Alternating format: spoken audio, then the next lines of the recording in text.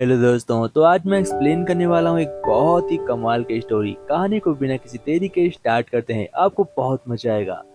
Eric नाम के एक लड़के को जो स्टेपलर फैमिली से होता है और वह अपने फैमिली का सबसे शर्मीला लड़का होता है। उसकी पूरी फैमिली बाहर चली जाती है और एरिक नाटक करता है कि उसे फेवर है। वह घर पर ही वेट करता है। सबके जाने के बाद वह कैसेट प्ले करता है और कान में म्यूजिक बढ़ाकर मजे ले रहा होता है। उसे नहीं पता था कि उसकी फैमिली कुछ भूल गई है और वापस लेने के लिए आएगी। उसकी फैमिली में उसकी मॉम दादी होती है। जैसे ही दरवाजा खुलता है, हम देखते हैं उसका वो प्रेशर सीधे जाकर उसकी दादी के मुंह पर लगता है और उसकी दादी इस हालत को, इस सिचुएशन को देखकर झेल नहीं पाती और बेचारी मर जाती हैं। अब एरिक यहीं से मशहूर हो जाता है। उसके डैड उस पर बहुत गुस्सा करते हैं और कहते हैं, तुम्हें ये बहाना करके ये करते हुए शर्म नहीं आती। इस घटना की वजह से एरिक को अब कॉलेज में सभी जानते थे। हम देखते हैं उसकी गर्लफ्रेंड ट्रेसी को, जिसे वह बहुत ज्यादा प्यार करता है। ट्रेसी अभी वर्जिन गर्ल है और वह एरिक को अपने पास नहीं आने देना चाहती। वह उसके साथ फिजिकल नहीं होना चाहती। इसीलिए एरिक ने बंद कमरे में यह हाल किया था और यह सीन हो गया। अब कहानी आगे बढ़ती है जब उसके दोस्त उसे बताते हैं कि तेरी जिंदगी तेरी अपनी है, तो वो अपने वर्जिन रहे या न रहे, ट्रेसी को रहने दे, तू अपना वर्जिनिटी तोड़ दे किसी और के साथ। इसके बाद वो अपने गर्लफ्रेंड के पास जाता है और उसे यह सब कुछ बताता है। उसकी गर्लफ्रेंड कहती है, ठीक है, इस बारे में मैं कुछ सोचूंगी। अब ट्रेसी उसके जाने का इंतजार करती है। जब वो चला जाता है तब वह सोचती है अकेले बैठकर।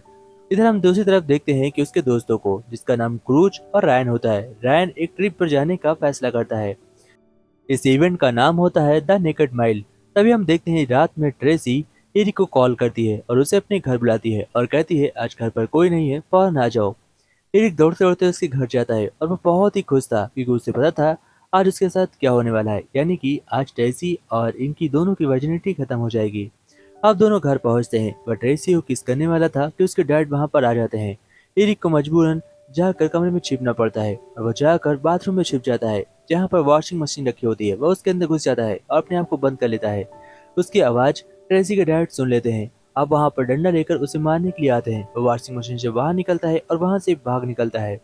लेकिन यहाँ पर बहुत ही कमाल की बात होती है। हम देखते हैं एरिक की एक खास किस्म की कमजोरी होती है कि जब वह बहुत ज्यादा डरता है तो उसका पेट खराब हो जाता है और वो बेचारा वॉशिंग मशीन में ही पॉटी करके वहां से भाग जाता है। उसके डर देखते हैं और बहुत तरह न्यूज चैनल में यह बात फैल जाती है। किसी को नहीं पता था कि यह सब कुछ एरिक ने किया है, वरना उसकी बहुत ही बदनामी होती। अब दूसरे दिन ट्रेसी एरिक से मिलती है और उसे कहती है, तुमने जो कल किया उसके बाद मुझे साफ पता चल गया है कि अब हम फिजिकल नहीं होंगे, हमें दूर ही रहना चाहिए। यह सुनने के बाद एरिक के होश उड़ जाते हैं, लेकिन साथ ही ट्रेसी एरिक से कहती है, तुम्हारे पास एक गुड चांस है, तुम चाहो तो किसी और लड़की के साथ फिजिकल हो सकते हो, मुझे उसमें कोई प्रॉब्लम नहीं है, यह तुम्हारे लिए एक मेरी तरफ से फेवर है। ये जानने के बाद अब एरिक बहुत ही खुश होता है। वह अपने डोट क्रूज और रैन के साथ निकल पड़ता है ट्रिप पर, यह नेकेड माइल इवेंट की ओर। यह इवेंट बहुत ही बड़े स्कूल यानी कॉलेज के अंदर होने वाला था। वह सीनियर कॉलेज था और ये लोग जूनियर कॉलेज में थे। अब वो लोग वहां पर निकल पड़ते हैं। दूसरी तरफ हमें दिखाया जाता है मिस्टर लिविंगस्टन को। मिस्टर लिविंगस्टन एक बहुत ही पॉपुलर इंसान है और किसी को इस बारे में कुछ पता नहीं होता क्योंकि नई जनरेशन उन्हें नहीं जानती। बट ओल्ड जनरेशन में लिविंगस्टन बहुत ही ज्यादा फेमस इंसान है। उन्होंने ही द नेकेड माइल की शुरुआत की थी। और जब एरिक की गर्लफ्रेंड उसे बताती है कि मैंने यह गलती करी, मैंने एरिक को एक गुड चांस दे दिया है, क्या वो मेरी भरोसा तोड़ देगा? तब लिविंगस्टन कहता है, सभी लोग ऐसे नहीं होते, लेकिन वह स्टेपलर फैमिली से है तो हाँ, ऐसा हो सकता है। इसके बाद हमें दिखाया जाता है वो लोग उस कॉलेज में पहुंच जाते हैं, यानी कि वहां पर जहां इवेंट होने वाला था।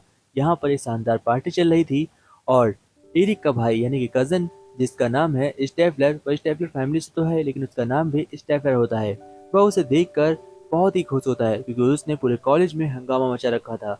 सभी लोग स्टेपलर को बहुत ज्यादा पसंद करते थे। और जब उसे पता चलता है, यानी कि कॉलेज में सभी को पता चलता है कि एरिक भी स्टेपलर फैमिली से है, तो एरिक की भी इज्जत बढ़ जाती है। तभी स्टेपलर के तीन साथियों को चोट लग जाती है। अब कूच, रैन, एरिक तीनों स्टेपलर के लिए काम करने लगते हैं और उसका एक मैच होता है। वहां पर वो लोग मैच खेलने के लिए जाते हैं। उनके ओपोनेंट में हम देखते हैं कि कुछ बौने की टीम थी।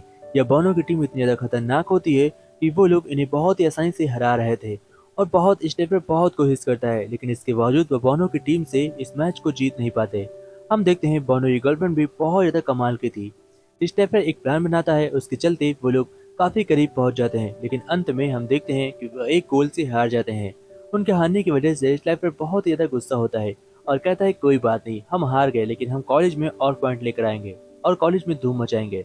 अब कहानी आगे बढ़ती है। हम देखते हैं स्टेफलर पार्टी में सभी के साथ आता है और यहाँ पर अपने दोस्तों से कहता है कि तुम्हें रात रंगीन करनी चाहिए। तभी हम देखते हैं कि एरिक की शर्ट पर एक लड़की जो कि बड़ी सीनियर क्लास से थी, उसने उसके हाथों से मतलब कुछ जूस या कुछ ड्रिंक उसके शर्ट पर गिर जाती है। फिर वो लोग उसके शर्ट पर साफ करने के लिए उसके कमरे में लेकर जाती है। बाथरूम में उसकी शर्ट साफ करती है। यहाँ पर एरिक की लड़की से दोस्ती हो जाती है। इसका नाम होता है विक्टोरिया। विक्टोरिया एरिक एक बहुत ही अच्छे फ्रेंड बन जाते हैं। अब उसकी नई गर्लफ्रेंड यानी कि विक्टोरिया, ऐसा सभी को लगता है, बट उसकी नई गर्लफ्रेंड तो विक्टोरिया बन चुकी थी, लेकिन अभी भी वह प्यार केवल ट्रेसी से करता था। हम देखते हैं ट्रेसी की कॉल आती है। एरिक कॉल को रिसीव करता है और इसके बाद ट्रेसी से कहता है देखेंगे आगे क्या होगा। फिर हम देखते हैं लिविंगस्टन को, जो इस पार्टी में शामिल होने के लिए आए होते हैं। वह बूढ़े भले हो चुके हैं लेकिन उनका खून अभी भी जवान है। तभी हम देखते हैं स्टेबलर को, जो लिविंगस्टन से एक फेवर मांगता है और कहता है मुझे कोई आइडिया दीजिए।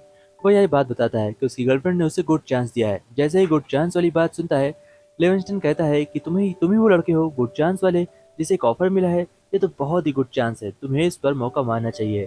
तुम एक स्टेपलर हो, तुम्हें तो अब तक अपनी वर्जिनिटी कब का खो देनी चाहिए। ये सुनने के बाद वह कहता है कि मैं इतना फेमस हो गया हूँ कि मुझे सब लोग जानते हैं। और अंत में जाते जाते वह कहता है कि मुझे तुम्हारी दादी का सुनकर बहुत ही दुख हुआ, सच्ची मानो। और इसी वजह से उसे हंसी भी आती है। आगे हमें दिखाया जाता है आज वह शाम होती है जब नेकेड माइल की रेस शुरू होने वाली थी। यहाँ पर एक शानदार रेस होने वाली थी जिसमें अपने सभी स्टूडेंट सारे कपड़े निकालने के बाद रोड पर भागते हैं और यह न्यूज़ पूरी दुनिया में फैल जाती है।